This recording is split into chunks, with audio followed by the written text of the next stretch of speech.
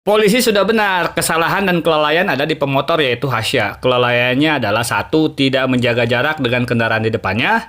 Yang kedua, tidak mahir dalam mengendarai kendaraan terutama pada saat dibutuhkan pengereman mendadak. Halo boys, ketemu lagi bareng Kapten Baron di sini. Di episode kali ini penting buat kalian para pemotor untuk tetap waspada dan meningkatkan skill mengemudi untuk keselamatan bersama. Melihat kejadian kecelakaan lalu lintas yang menimpa mahasiswa UI yaitu Hasya dan juga mahasiswi yang di Cianjur.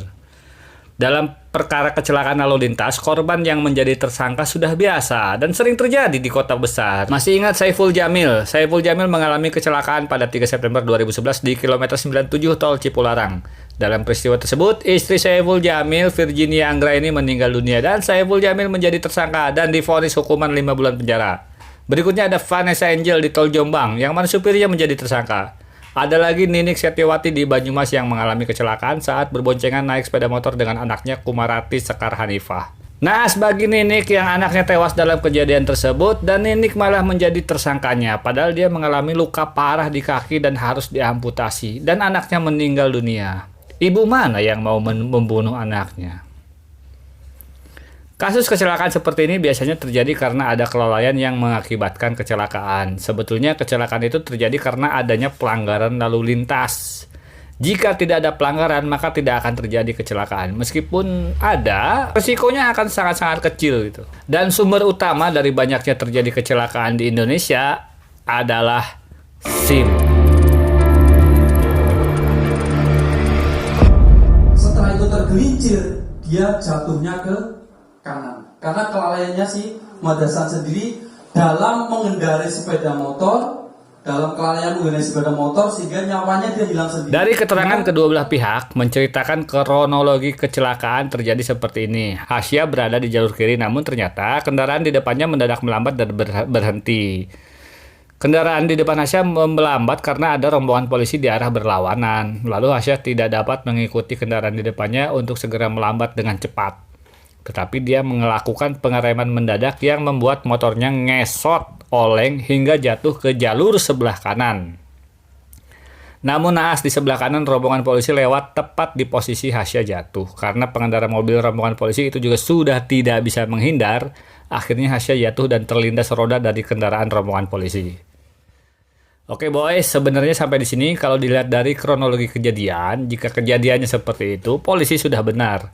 Kesalahan dan kelalaian ada di pemotor yaitu Hasya. Kelalaiannya adalah satu, tidak menjaga jarak dengan kendaraan di depannya. Kedua, tidak mahir dalam mengendarai kendaraan terutama pada saat dibutuhkan pengereman mendadak.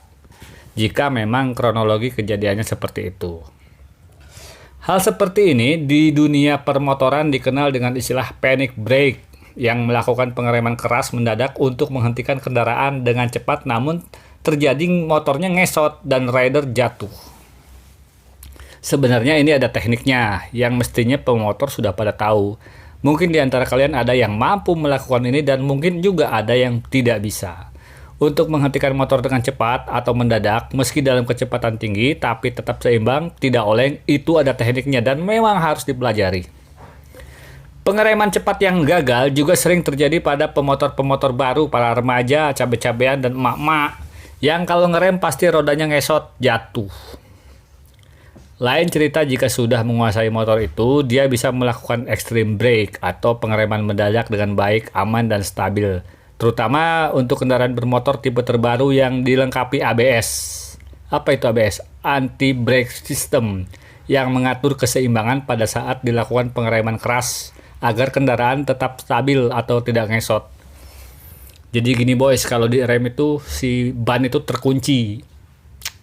Ya bisa dibayangin kalau motor lagi maju cepet, terus ban terkunci ya pasti jatuh.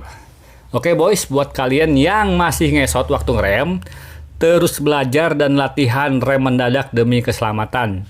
Dan pastikan motor kamu selalu dalam kondisi fit sebelum melakukan perjalanan. Kita lanjut ke Hasya. Sayangnya setelah kejadian itu, Hasya tidak mendapatkan respek dan rasa empati dari pihak-pihak yang terlibat. Ini yang benar-benar disayangkan dan mungkin yang menjadi pemicu permasalahan. Apalagi Hasya malah ditetapkan sebagai tersangka. Sepertinya ini sangat mencederai luka hati keluarga korban. Sebenarnya, jika saja mobil rombongan polisi yang ditumpangi Pak Eko bisa menghindari korban Hasya, mungkin keadaan akan berbeda. Mungkin saja jika pengendara mobil rombongan polisi yang ditumpangi Pak Eko itu membanting setir ke kiri, bisa saja kejadiannya berubah. Jadi mobil yang hancur tabrakan, Pak Eko yang meninggal dan menjadi korban. Dan jelas Hasya adalah tersangkanya karena mengambil jalur kanan, jalur laju kendaraan dari arah berlawanan. Ya, meski secara aturan dia melakukan kesalahan, namun secara moral dan kemanusiaan, alangkah baiknya jika korban saat itu diberikan sikap, rasa empati, rasa berduka terhadap keluarga korban. Ini yang diceritakan Ibu Hasya. Setelah dari ngelihat anak saya sudah meninggal, dia keluarkan, mana yang nabrak? Dia bilang gitu. Oke. Si bapak Ya. itu sepertinya sedang duduk. Dia tuh langsung berdiri. Dia langsung bilang gini, saya yang nabrak, saya yang ngelindas anak bapak. Bapak mau apa? Jadi kesimpulannya gini boys, pepatah mengatakan di atas ilmu itu adalah akhlak. Seperti kata pakar bahwa perkara ini menjadi memanas karena pihak yang terlibat tidak memiliki komunikasi yang baik. Pihak yang selamat tidak menunjukkan rasa empati terhadap keluarga korban. Apalagi setelah turunnya kepercayaan masyarakat terhadap kinerja kepolisian kita saat ini sejak kasus Sambo CS. Masyarakat menjadi mudah tersulut emosi jika berhadapan dengan kepolisian. Dan memang secara konotasi, korban kecelakaan yang meninggal dunia memang sangat sulit diterima jika sekaligus menjadi tersangka.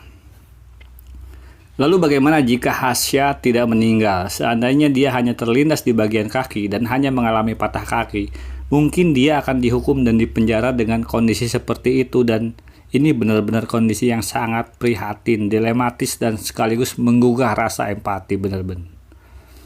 Mungkin kita kedepannya harus menggunakan tata bahasa yang lebih baik untuk peristiwa yang seperti ini. Bukan tentang salah atau benar. Kebenaran tidak akan ada artinya tanpa moral dan nilai kemanusiaan. Oke boys, terima kasih sudah menyaksikan video ini and goodbye.